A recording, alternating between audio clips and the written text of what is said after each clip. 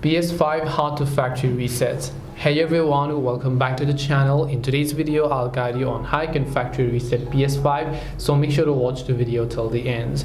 In order to factory reset your PS5, just go to the settings option from the top right hand side of the screen, and then what you want to do is simply go to system.